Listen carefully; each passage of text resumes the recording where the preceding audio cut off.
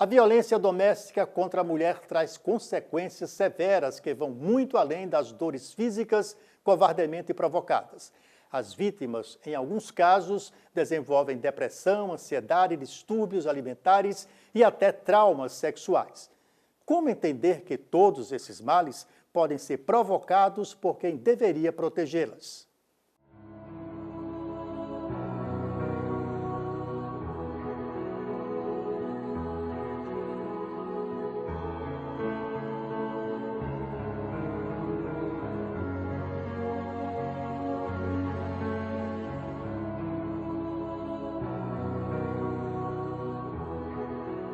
A violência doméstica contra a mulher, ela é apenas um viés, né? Uma especificidade de uma violência dentro de um contexto maior da sociedade, né? A gente vive, particularmente no Brasil, numa sociedade de relações desiguais.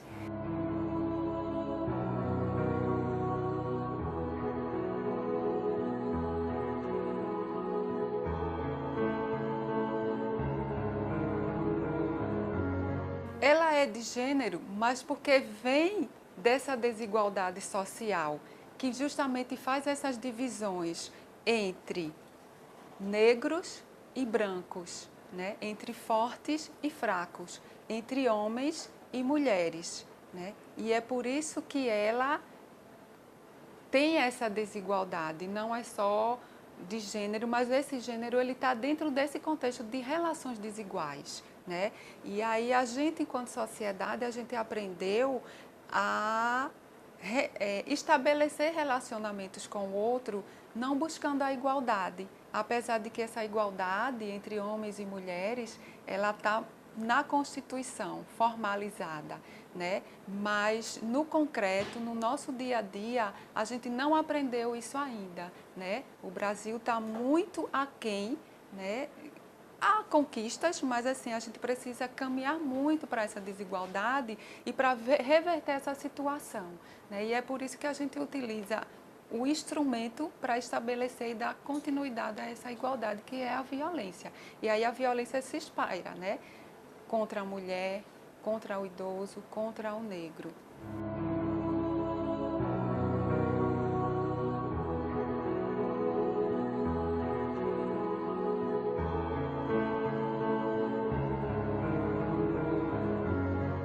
Algumas pessoas perguntam assim, está aumentando ou está aparecendo, né?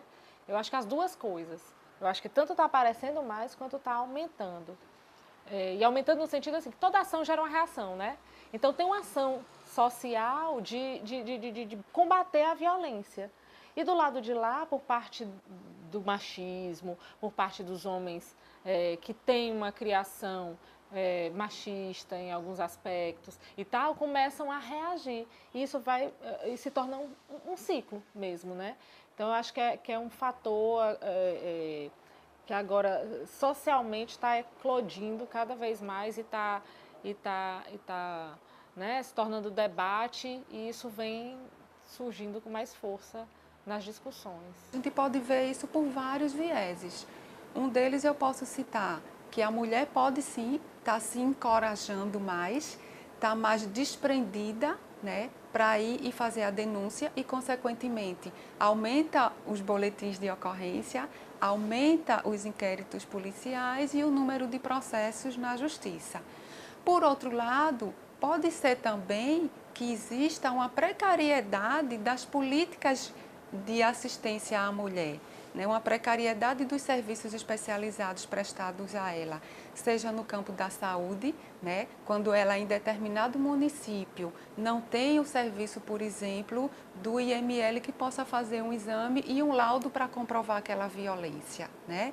Ou então, quando dentro da assistência social ela não tem aquele acompanhamento mais sistemático, não tem um trabalho voltado também para esse homem que é autor de violência, não tem um trabalho voltado para a família que está em vulnerabilidade, seja nos CRAs, nos CREAs ou nos próprios CREANs, que são serviços especializados. Então, assim, não tem uma conclusão, pode ser vários fatores.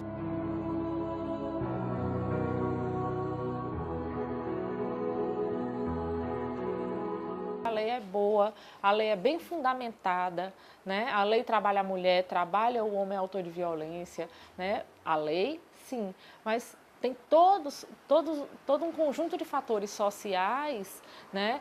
Todo um conjunto de crenças, etc., que tem que ser trabalhadas ao longo do tempo e vai demorar algum tempo para que isso vá sendo trabalhado. Quando se fala de medida de aplicação de pena, né, o problema é muito mais de estrutura de sistema prisional do que propriamente da quantidade de pena aplicada, né? E aí já é uma outra discussão complexa, porque assim, tem sido uma dificuldade, né? Uma dificuldade no nosso estado, por exemplo. Nós não temos o sistema prisional semiaberto, porque está interditado, né? Então, assim, há uma progressão já estabelecida, entendida pelo STJ, de haver uma progressão per saltum, que a gente chama, ou seja, a pessoa já vai vendo regime fechado direto para ficar na rua. Então, se é aplicada uma pena de 20 anos de prisão, né, ele cumpre assim muito pouco, como você falou, 5 anos, 6, vai sair por bom comportamento, não tem semiaberto, já vai para o aberto, ou seja, aquela fiscalização muito precária, a família, as pessoas ficam em situação de receio mesmo, né? Mas, assim, não é um caso específico da violência contra a mulher, entendeu? É uma questão geral de política pública mesmo, em termos de ressocialização, recuperação, de um sistema que só vê o caráter punitivo, né? E toda essa reflexão passa por aí, né? Eu acho muito mais do que quantidade de pena aplicada, né? Se a gente tivesse aquela noção, né, de reconstrução, no sentido de que uma determinada pena aplicada fosse efetivamente cumprida, né, não precisaria aumentar, entendeu? Eu acho que assim, a questão é muito mais passar por uma reconstrução do sistema prisional, mais do que legislativo.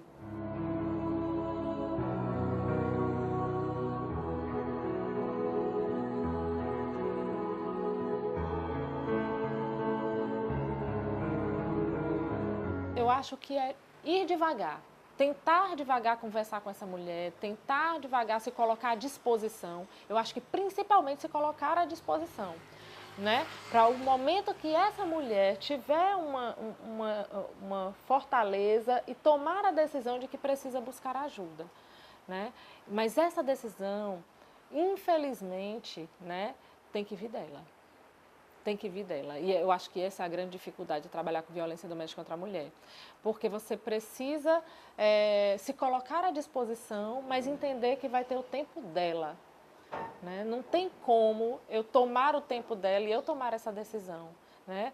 Se é minha irmã, ou minha mãe, ou minha filha, ou minha amiga, não tem como eu tomar isso para mim e fazer por ela. Ela vai ter que fazer.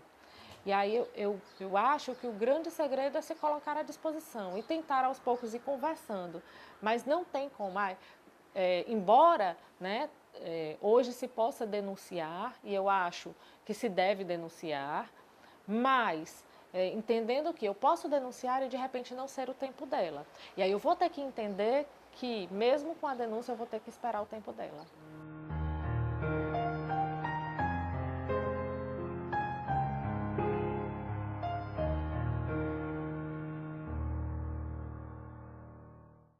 Em instantes, vencer o medo e denunciar o longo caminho percorrido pela vítima de violência no ambiente doméstico.